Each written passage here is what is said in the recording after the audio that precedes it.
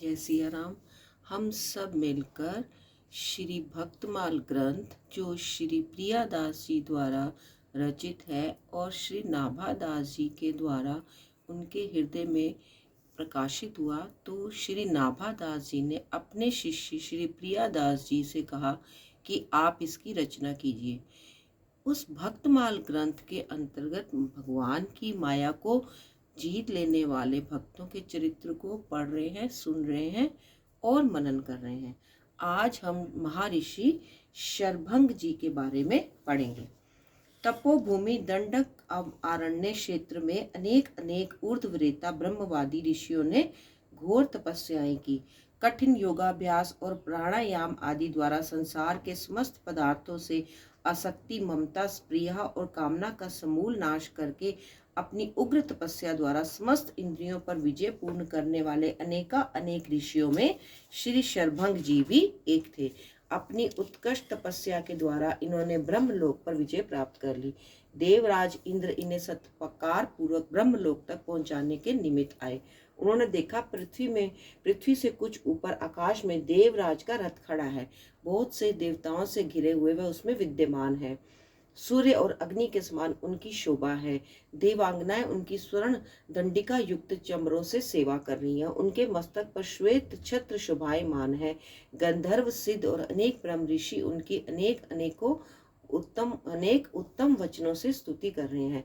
ये इनके साथ ब्रह्मलोक की यात्रा के लिए तैयार ही थे कि इन्हें पता चला कि राजीव लोचन कौशल किशोर श्री राघवेंद्र, राम भद्र, भ्राता लक्ष्मण और भगवती सीता सहित इनके आश्रम की ओर पधार रहे हैं।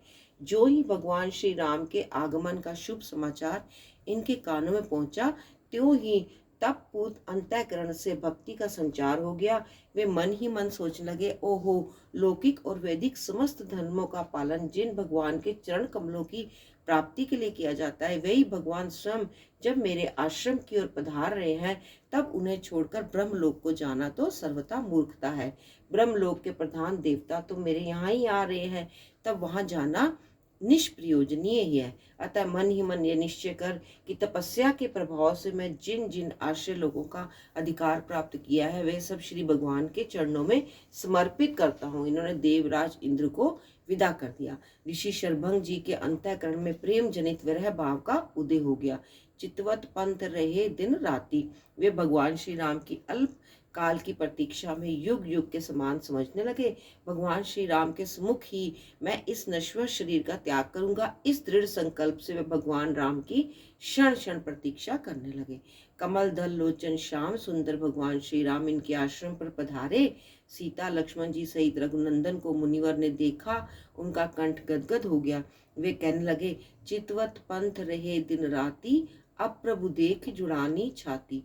नाथ सकल साधन में हीना, कीन कृपा जानी जन दीना। श्री भगवान राम को देखते ही प्रेम वंश इनके लोचन भगवान के रूप सुधा मकरंद का सग्रह पान करने लगे। इनके नेत्रों के सम्मुख तो वह थे ही, अपने प्रेम से इन्होंने उन्हें अपने अंतःकरण में भी बिठा लिया। सीता अनुज समेत प्रभु नीर जलद तनु श्याम, मम ही बसो निरंतर सगुन रूप श्री राम।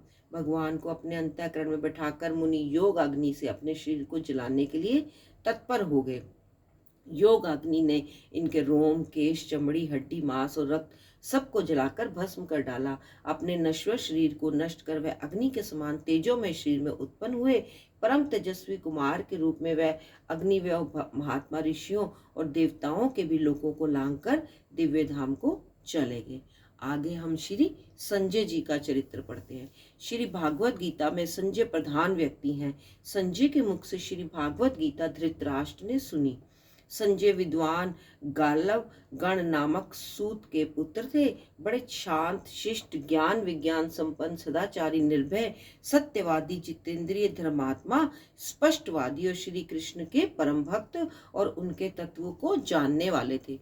अर्जुन के साथ संजय की लड़कपन से ही मित्रता थी। इसी से अर्जुन ने उस अंतःपुर में जहां अभिमन्यु और नकुल सहदेव का भी प्रवेश निषेध था, संजय को प्रवेश देने का अधिकार दिया। जिस समय संजय कौरवों की ओर से पांडवों के यहाँ गए, उस समय अर्जुन और भगवान श्री कृष्ण अंतःपुर में थे। वहां देवी द्रौपदी और महाभाग्या सत्यभामा भी थी। संजय ने वापस जाकर वहां का वर्णन सुनाते हुए धृतराष्ट्र से कहा, मैंने अर्जुन के अंतःपुर में जाकर देखा, भगवान श्री कृष्ण अपने दोनों अर्जुन की गोद में रखे हुए हैं और अर्जुन के चरण द्रौपदी और सत्यभामा की गोद में है। अर्जुन ने बैठने के लिए एक सोने की पाद पीठ मेरी ओर सरका दी। मैं उसे हाथ से स्पर्श करके जमीन पर बैठ गया। उन दोनों महापुरुषों को इस प्रकार अत्यंत प्रेम से एक आसन पर बैठे देखकर मैं समझ गया कि ये दोनों जिनकी आज्ञा में रहते हैं, उन धर्मराज युधिष्ठिर के मन का संकल्प ही पूरा होगा। महाभारत युद्ध आरंभ होने से पूर्व त्रिकालदर्शी भगवान व्यास ने धृतराष्ट्र के पास जाकर युद्ध का असंभव भावी होना बतलाते हुए कहा, यदि तुम देखना चाहते हो युद्ध, तो मैं तुम्हें दिव्य दृष्टि देता हूँ।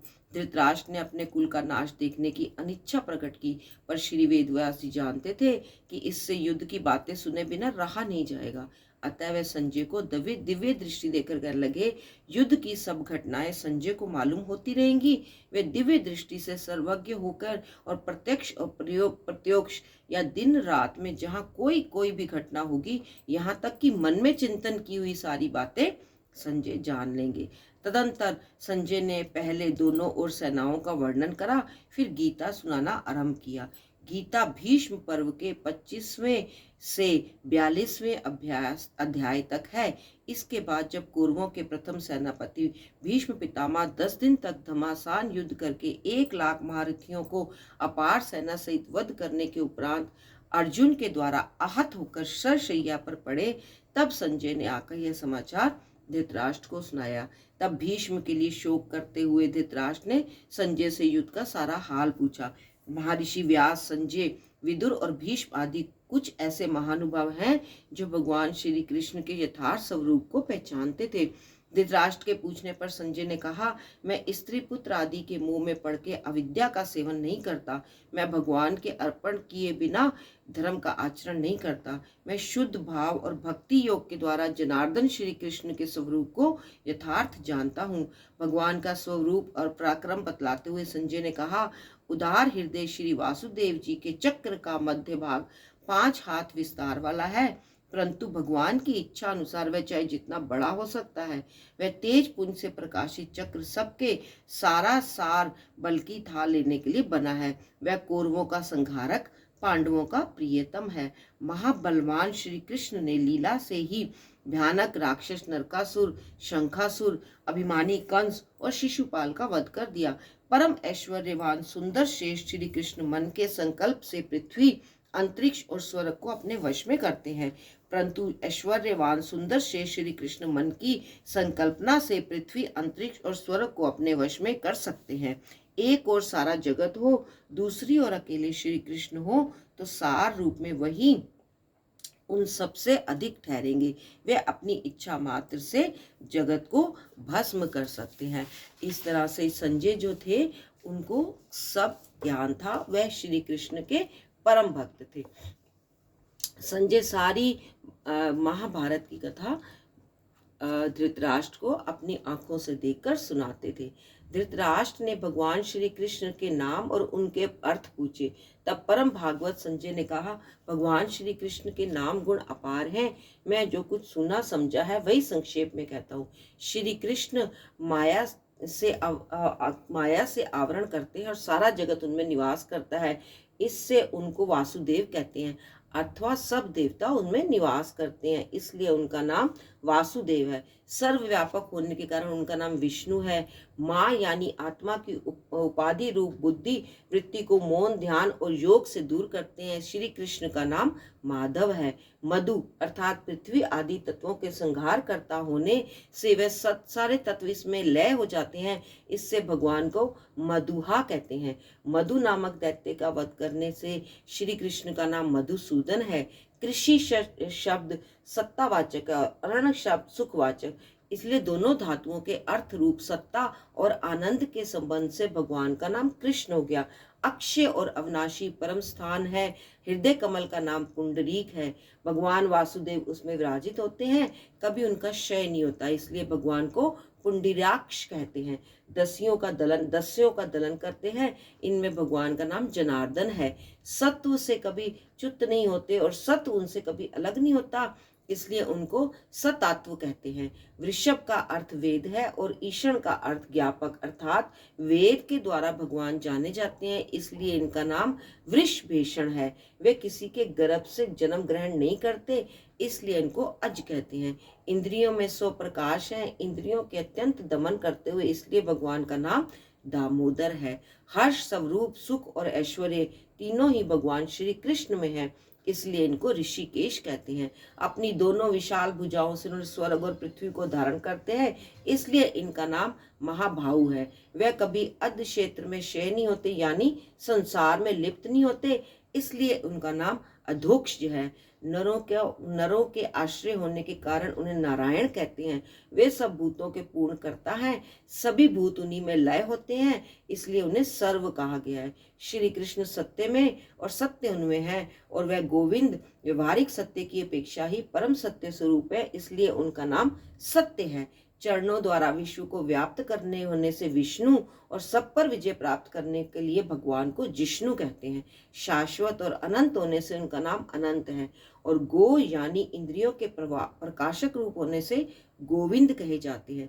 वास्तव में तत्वहीन असत्य जगत को भगवान अपनी सत्ता स्फूर्ति से सत्य बनाकर सबको सम्मोहित करते हैं। ये संजय की श्री कृष्ण भक्ति और श्री कृष्ण तत्व ज्ञान का एक उदाहरण है।